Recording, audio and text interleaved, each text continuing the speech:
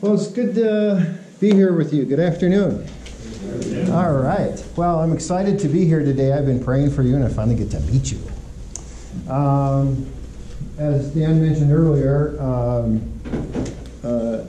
one of the founding missionaries of ECLEA, Equipping Church Leaders to East Africa. I go over there 3-4 times a year and train pastors on how to be effective counselors and also how to be effective students of the Bible or hermeneutics.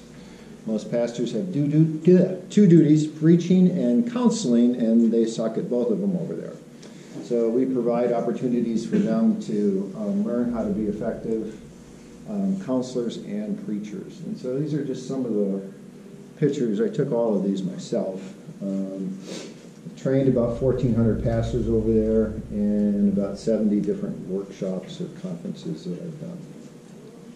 It's always amazing to me that pastors, when they come to a hermeneutics or biblical interpretation workshop, don't even bring their Bibles.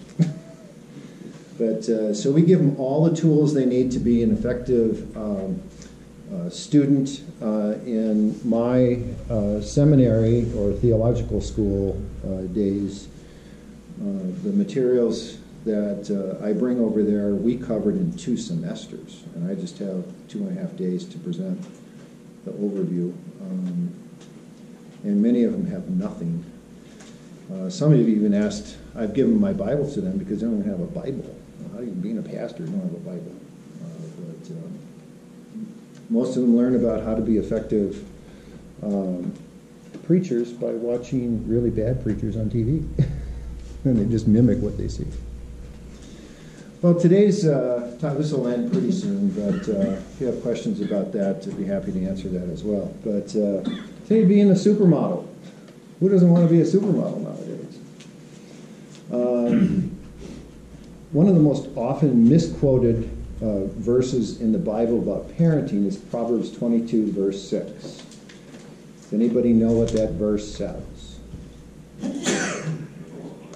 Train up a child in the way you should go. In the way you should go. Not depart from it. Very good. Excellent. You get $1,000. Thank you. Pay him. No. African money? For some of you that were here a little bit earlier, I had a pastor in Africa, because I make jokes about that. Just give him, you get 10,000 shillings. Well, that pastor, it was a joke. He was really upset. He came up to me later. He says, I want my 10,000 shillings, which is $100, which is probably 3 months' wages for them.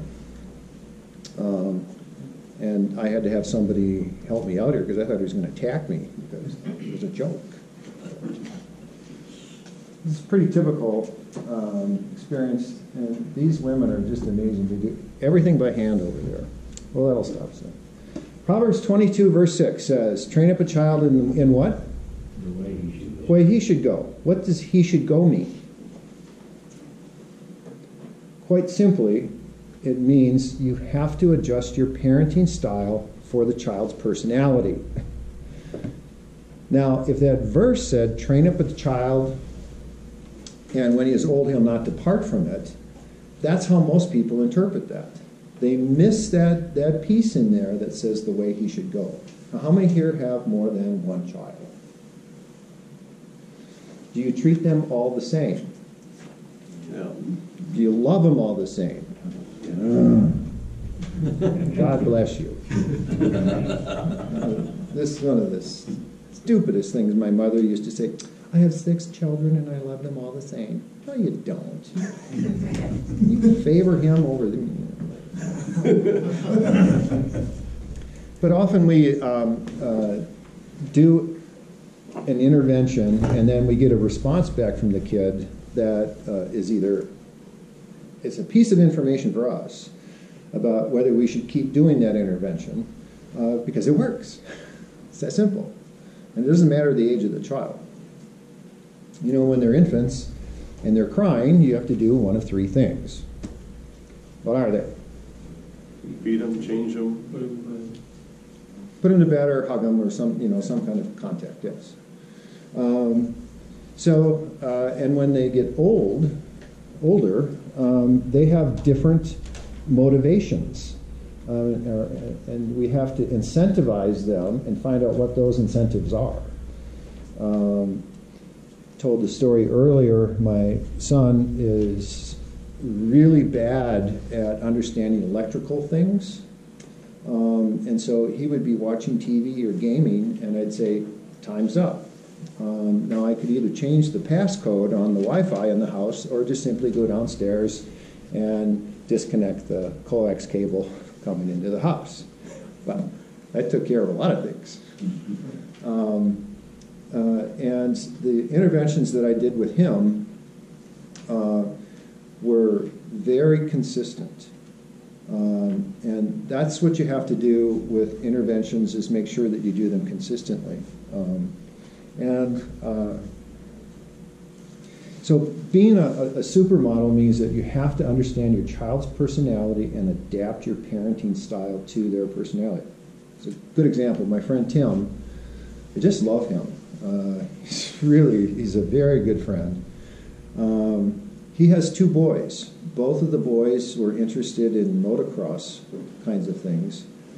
And one was interested in mechanics, and the other one was more interested in art. And he just loved to draw. He's an excellent artist. And Tim came and he said to me, he says, I just can't relate to him. I just can't relate to him at all. So we came up with a plan. He's my accountability partner, too. We came up with a plan so that he could really understand his son's personality, the artist's son's personality, because it wasn't in his nature. His nature was in changing oil and pulling out the engines and shock absorbers and stuff like that. Tim can do that in his sleep. So it's finding out what your child's personality is and adapting your parenting style to fit that. But that doesn't mean that you have to give up anything other than maybe some time and sobriety. You got to be a good student of your kids. Well, they should just do what I say. Well, maybe you should find a way that they will do what you say, is what it is. Every kid has something. They want something. You just got to find out what it is. And then manipulate the variables to maximize the outcome. That's what you got to do. So Proverbs 22, verse 6 says, train up a child in the way that he should go. It should also say she should go. There are some really good examples of bad parenting in the Bible. If you have your Bibles, you can turn to that. But if you don't, I put the references on there. But Noah's a pretty good example. He's a pretty effective servant of God. Was chosen by God to build an ark and put a bunch of animals in there. And it rained and rained and rained, and then he was there to repopulate the earth, and God said, you know what, that was kind of a really mean thing to do, but I'll never do that again. So Noah and his sons. If you look at the story of Noah, he got drunk and he got naked. This scene is actually depicted by Michelangelo on the Sistine Chapel ceiling. The drunkenness of Noah is a component that Michelangelo thought was an important story to tell in art. Why was that? Because they hadn't even invented the printing press yet. That's why art was really important in the old churches. But Noah's both an example of being a servant of God, but also somebody who did something really stupid. Another example that's listed there is the case of Isaac. And his wife's name was? Rebecca. Now, Isaac and Rebecca are a perfect example of how kids can divide their parents. Kids are born with this hatchet in their hand, And what they want to do is they want to hack away at mom and dad and split them up. It's just the opposite of the concept of oneness. Concept of oneness is pretty simple. Jesus said, I and the Father are one. And then earlier, it talks about the man shall leave his father and mother, and the woman shall leave her home, and the two shall become one flesh. And it's not just sex, it means one. It's the same Greek word that's used. So a husband and a wife are one, just like Jesus and God are one. Separate and distinct personalities and manifestations of that same oneness. Okay? So kids are born with this hatchet and they want to crack away at that oneness. Well, that's what happened with Isaac and Rebekah. Because who did Rebekah love? Jacob. You sure? I remember. Yes. Yes. So Jacob is a deceiver. He is. And, Isaac is kind of blind and old and feeble. And Jacob deceives his father into believing that he's Esau. And Rebekah helps him with that. She does. So that's a bad parenting scenario. Why? Because the kid is splitting up mom and dad and getting things from mom that he can't get from dad unless he deceives dad. Your kids ever deceived you? No, I didn't eat that cookie, and got all this stuff all over you. And then a final example of bad parenting is with David and Solomon. David did a lot of really good things in his life. He's known as a man after God's own heart. He also is infamous for killing Goliath. And how is that possible? Because he didn't see Goliath as a giant.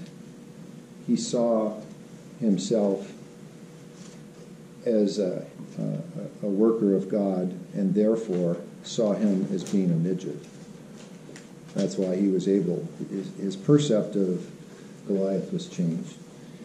David also survived Saul's throwing spears at him and had a wonderful, loving relationship with Jonathan. But David also was a murderer. He also was an adulterer. And he shed a lot of blood. And so therefore he was not allowed to build the temple. So what did he do? He amassed all of the materials to build the temple, and then it became known as his son's temple or Solomon's temple. Amen? So certainly not every parent is going to be perfect, and you can survive lots of things, but you may not have the blessings of God because of our poor choices. That doesn't mean that we can't recover from them, though. We do have to ask for forgiveness ourselves and then move on. Now, there are some positive parenting things that are listed in the Bible, and you have them noted there, put down at least 3. There's lots of them, by the way. But Abraham's obedience. He was an excellent role model for being obedient to God's wish, even though it meant doing something that would have ended his son's life.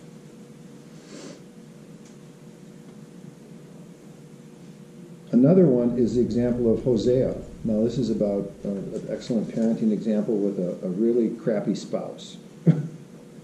She essentially was a prostitute. And Hosea still loved her. It's really kind of funny, the things that are depicted. I know they had a sexual purity session out there. A few guys were attending it. But he talked about the influence of pornography. So a lot of young kids, the average age that boys start to look at pornography is age 12. And the average age of initiating some kind of sexual activity, not necessarily penis-vagina sex, but is age 15. So they're really learning about sex for 3 years through pornography. Well, what makes it popular? They're always beautiful, and they never say no. Okay? It's a really bad way of teaching kids, or leading kids on that that's really the way life is. And then the relationships are just not ongoing. So Hosea is a really good example of what it means to love a spouse that may not be lovable. Okay? And what does that do? It demonstrates to our kids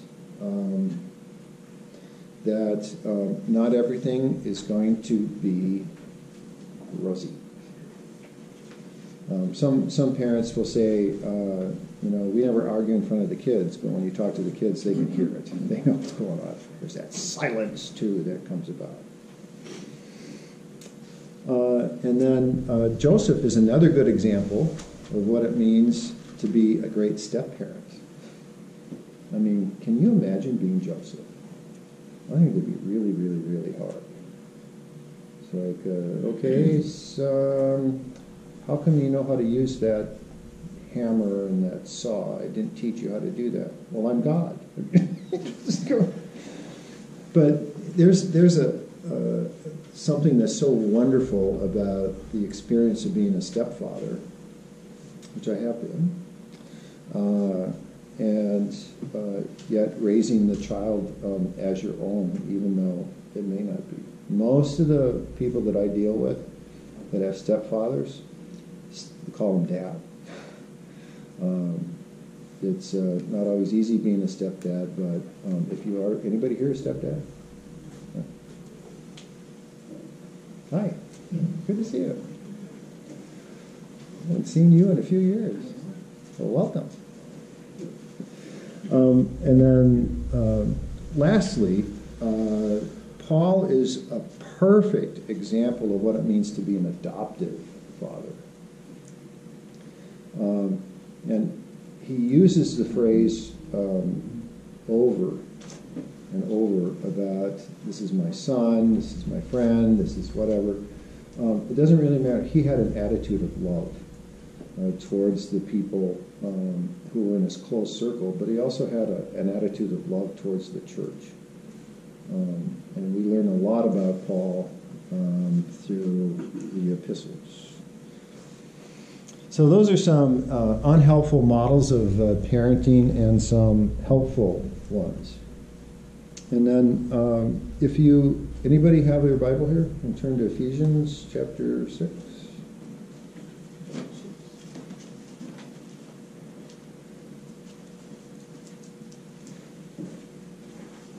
Chapter 6, verse 4. Someone want to read it? Fathers, do not exasperate your children. Instead, bring them up in the training and instruction of the Lord. What do you notice between Proverbs 22, verse 6 and Ephesians 6, verse 4?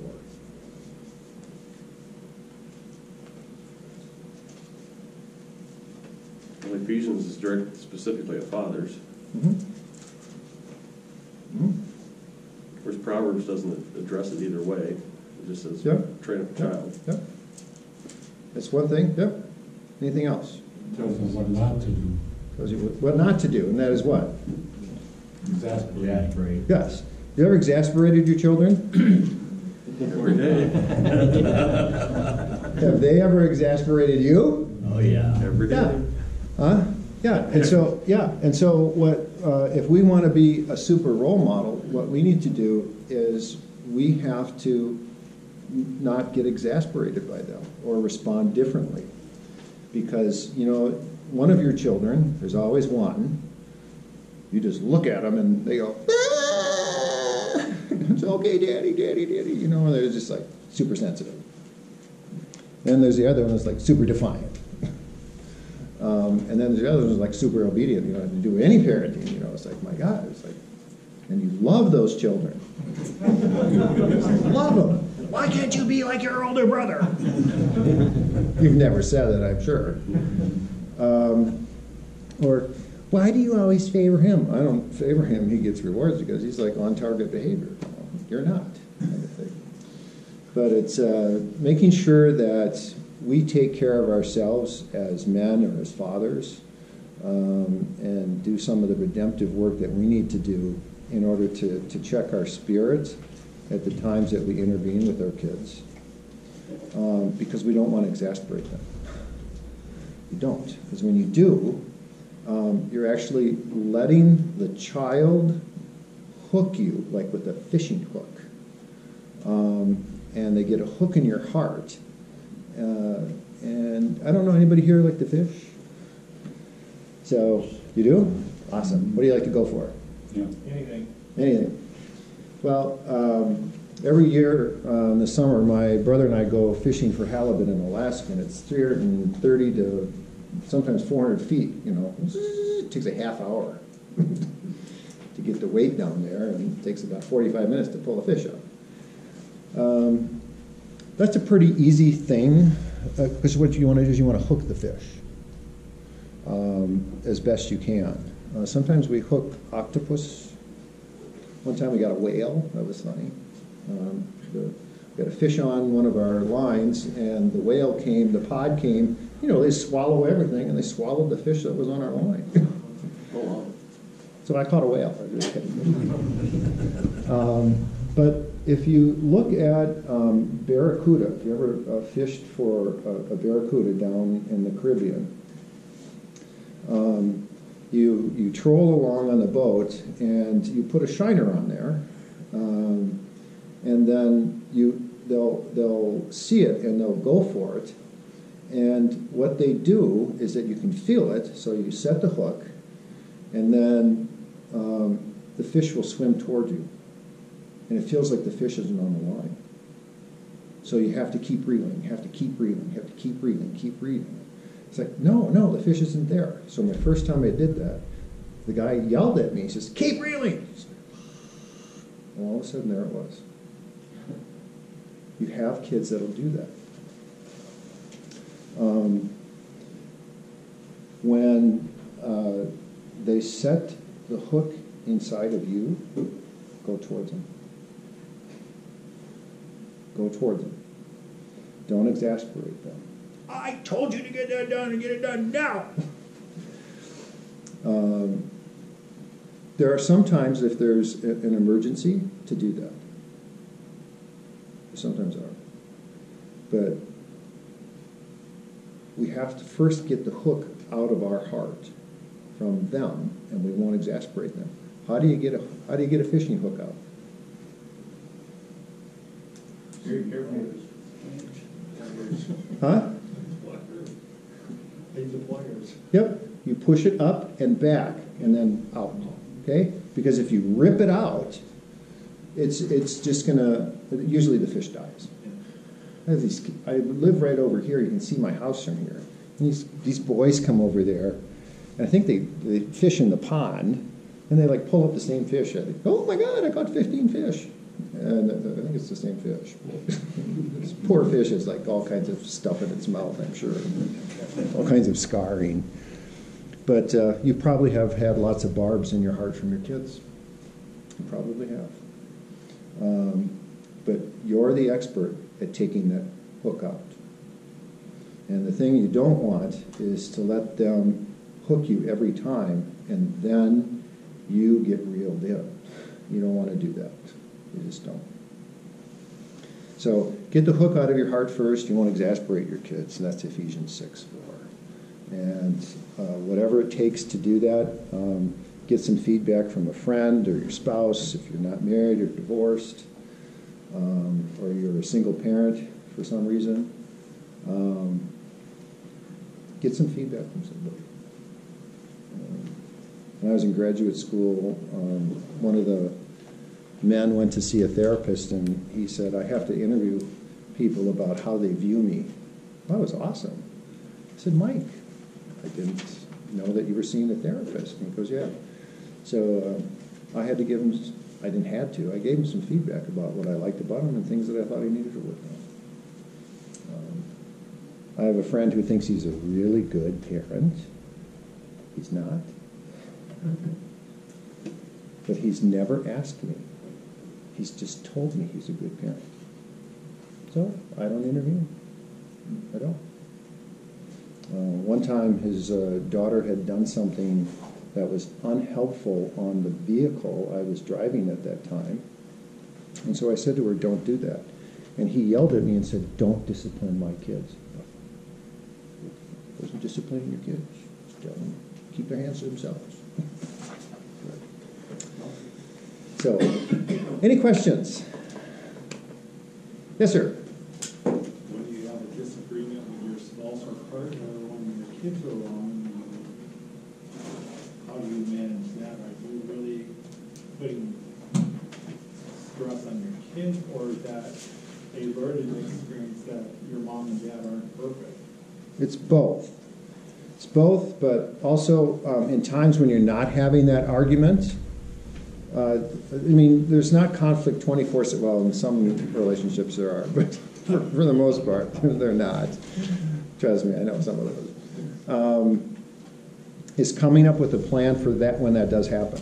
Because conflict, I mean, is a part of every relationship. It just is. So coming up with it, don't pretend it doesn't exist. And in the premarital counseling that I do, one of the sections is on how to deal with conflict. It's really funny to see these young couples think, oh no, everything's going to be wonderful. Well, it's not, okay? I now have the moniker of being an international premarital counseling guru because when I was in Kenya last month, I actually got to do premarital counseling with this young Kenyan couple. Because both the parents are pastors, and the pastors didn't want to talk to their children about sex and in-laws. Kenyans don't like to talk about sex, by the way, especially when the sun is up. You only talk about sex when the sun is down. It's a cultural thing. I don't care. I can talk about it all day long. So making sure that you come up with a plan for when that conflict does occur. You'd be a fool to demonstrate conflict with your kids that are present. I mean, it does happen, but fail to show them how it's resolved, because the issue isn't that the conflict, but the issue becomes how does it get resolved. And if it gets resolved by a magic wand, you're not helping, you're not teaching kids how to solve problems. And I have an exercise for that if you want to do it. But how much time do we have? Oh, good. Okay, I got 5 questions for you. You ready? Ready?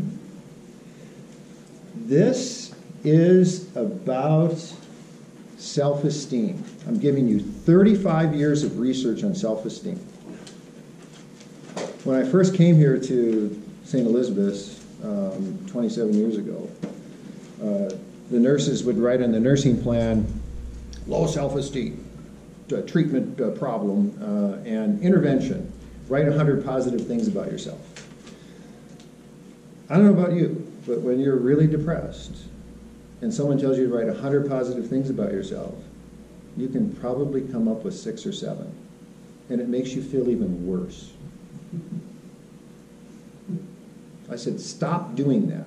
And then we started doing this. Here's the 5 questions. Question number 1. Can you think of a time in your life when you came up against a problem you did not solve? You swept it under the rug. You pretended it didn't exist. You ignored it. I need a yes or a no response. I don't want to know what the problem is. Yes. I got a yes? Other yeses? Yes. 2 yeses? Okay. Of the people that said yes, question number 2. How did you feel at that time? Lousy. Lousy? Frustrated. Frustrated? Failure. Failure? Okay. Question number 3. Can you think of a time in your life when you came up against a problem you solved? You went through it. You took care of it. Whoosh. I need a yes or a no. Yes. Question number 4. How'd you feel? Good. Pardon me? Good. Successful. Good? Successful? Proud? Happy. Yeah. Independent. I Yep. figured it out myself. Wonderful. Question number 5. What do you need to do in order to feel better about yourself? Say, who said it? Solve the problem. That's 35 years of self-esteem. If we want to help our kids raise their self-esteem, help them solve problems. Just don't tell them they're pretty or they're handsome. That all garbage just doesn't work. It never has. It teaches kids that, well, everybody, you just have to have warm fuzzies. No, you're going to get warm fuzzies because you solve problems. So help them solve the problem. That's a great technique. And I often say, like to my son, well, not like, what seems to be the problem here? I say, well, this sounds like a problem. I set it up so that it is a problem, and then I can come in and help him solve it. Okay? Well, you got a problem.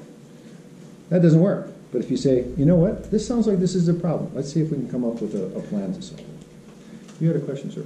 Yeah, before you said that. Go Badgers, that's right. When your kids get the hook in your heart that Yes. you to go towards them, you to get the hook out. Are those different responses sometimes, or are those? They can be, yes. No?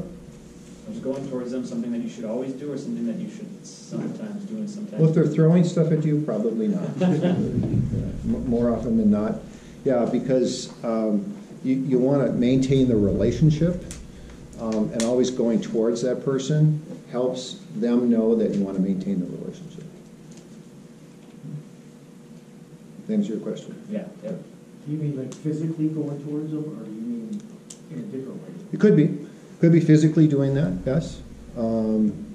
It could be, and you certainly want to do it emotionally. Absolutely. Yeah. Could you give another example of them setting a hook in you, or you allowing them to set a hook in yourself, I guess? Yeah.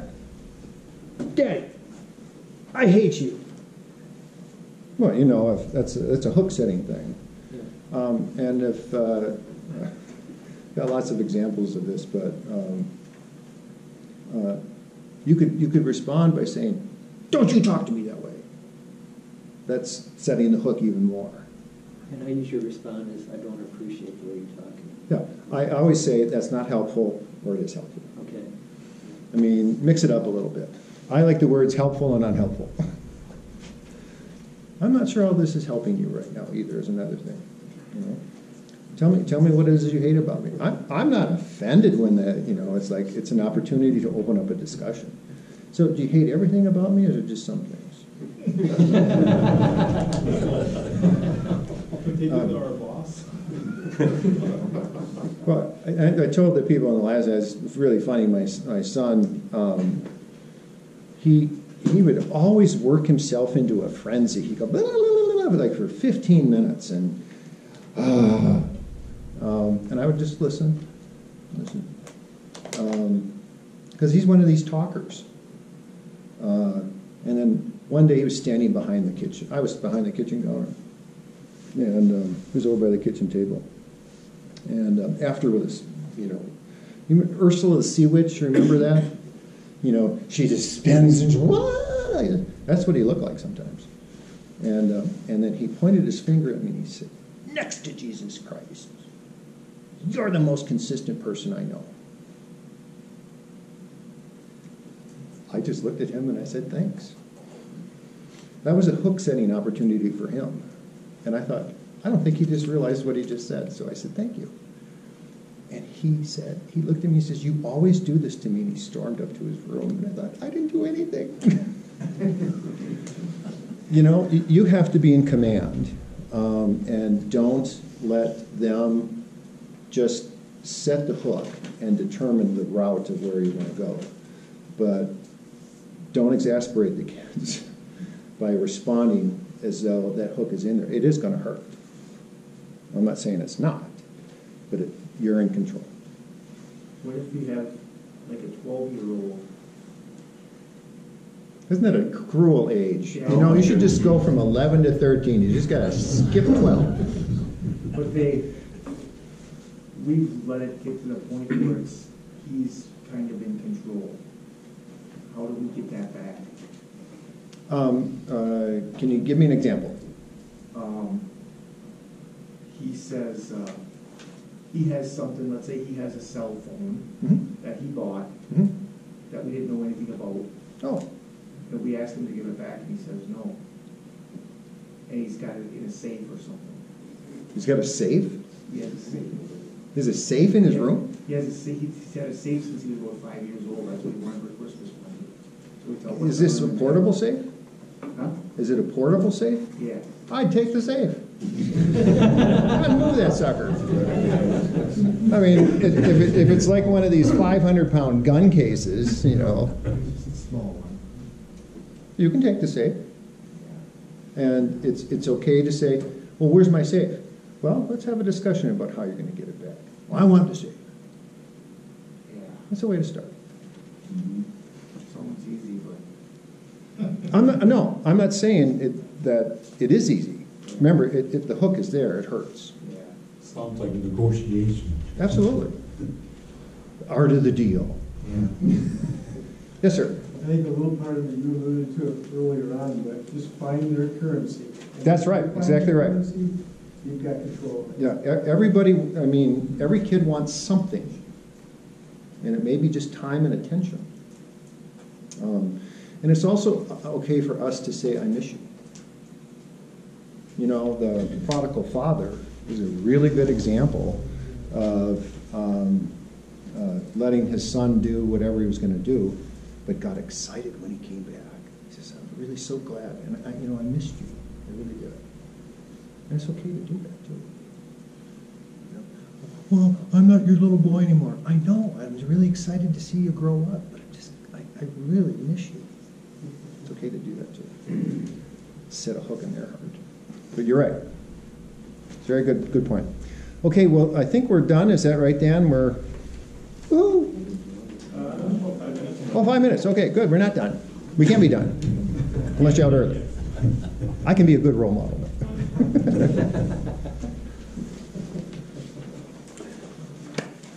Any other questions, comments, concerns? How did it get to be so funny, brilliant? Yes, sir.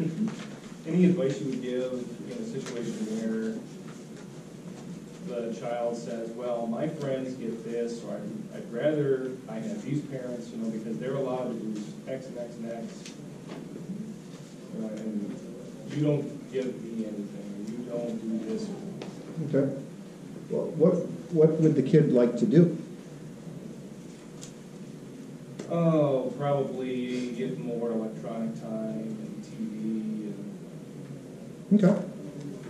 So, and does that cost anything? I mean, like financially? no. Okay. I think the currency exchange thing is really a good idea there. What is it that you want from them? More personal interactions. Okay. Then you just say that. You know what? For every 15 minutes of daddy time, and you can even have a daddy date. I'm fine with that. It's a great concept, by the way. But and set it up. How old's the kid? 10. Okay. So it's a great age because you want to get them while they're still in that latency age before they become adolescents. That concept of that shared interpersonal relationship.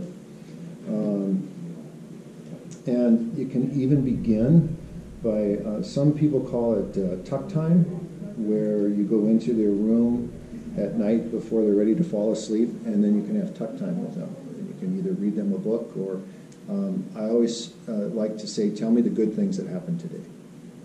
It's a great way to start a conversation with kids. Never ask the question when they come home from school, how was your day? Because the answer is always going to be Eh. Fine, or meh, you know, the Jewish term, meh. Is that helpful? Yeah. And you know, it's the darndest things. And it's really annoying because you're thinking, okay, I'm going to sit down and have this wonderful conversation with my son or daughter. That never happens. It always happens when you're in the car or you got to get someplace, and, you know, nothing's an emergency that can't be put on hold to have that time. It's just, it's usually at a moment when you least expect it. And, you know, you're tired, you want to go to sleep.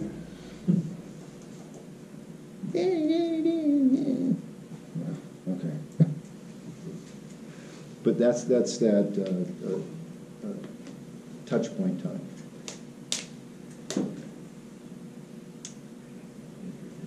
Great. Well, thank you so much for coming. I just really appreciate it. And if you have any questions or want to throw stuff at me, throw it now. So.